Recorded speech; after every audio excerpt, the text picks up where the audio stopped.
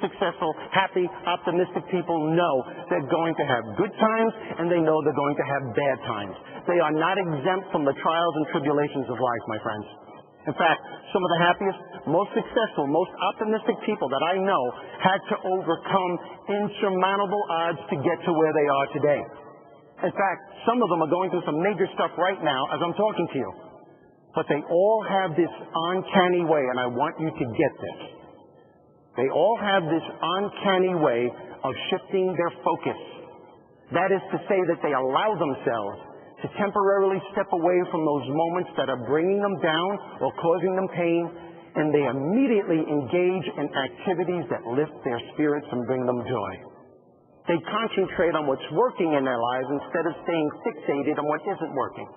They bless the things that life has given them instead of cursing what life hasn't given them or what life is currently throwing at them. And they all have this magical way, that's the best word to use, this magical way of finding the laughter in between the tough times. Listen to me, my friends. We all have the power to do this. You all have the power to do this. This is what I call a power shift in focus. A power shift in focus replenishes your spirit. It nourishes your soul, the very essence of who you are, so that when you eventually do go back to those moments that are bringing you down or causing you pain, which you inevitably do have to do, you're going to realize that it won't be as overwhelming as it was before. Why? Because you've calmed your nervous system down to the point where you can take control of the situation instead of having that situation control you.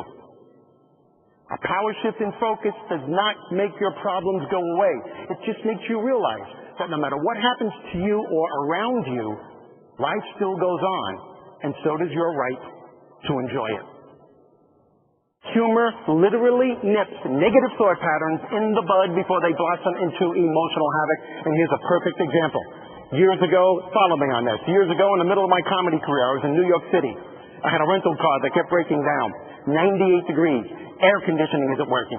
Sweat's pouring down my face. I'm in the world's biggest traffic jam, and I'm already a half hour late for a very important audition.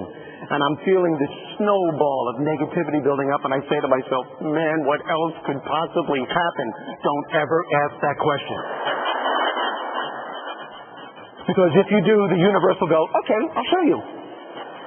And it did. I drive up to the toll booth, and I went to pay the guy, and I realized I'd left my money home. I don't know what possessed me. I just looked at the guy, and I said, I'll have a couple of burgers, 2 fries, and get something to yourself there, Sparky. Now, apparently, this guy was new in this country, and he wasn't used to American humor. The poor guy just looked at him and goes, I'm very sorry, sir, but we do not have food here. So I looked at him and said, well, then you better get it because you're holding up traffic.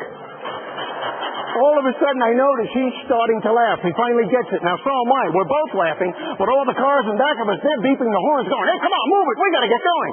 I swear to you, my newfound friend in the toll booth sticks his head out, motions to the other cars and says, I'm sorry, but we ran out of food. Try the next booth.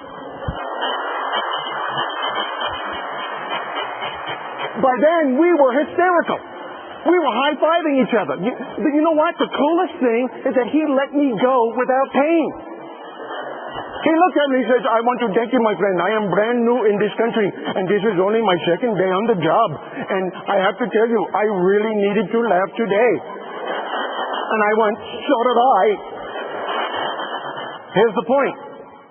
I drove away from that toll booth in a totally different state of mind.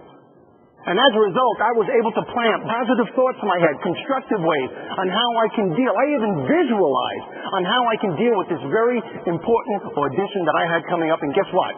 Even though I was late, I insisted that they put me on. I had an incredible audition. It's a good thing I did. It led to the most important break of my comedy career at that time. That's how I got my first TV special, my Showtime special, and that special paved the way for every other special that I've ever gotten. Now, thank you.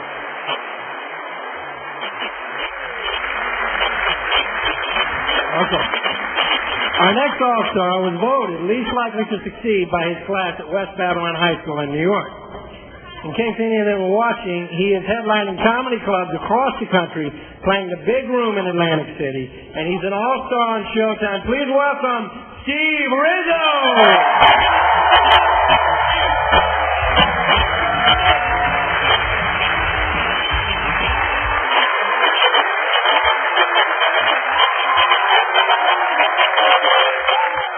here's the million-dollar question.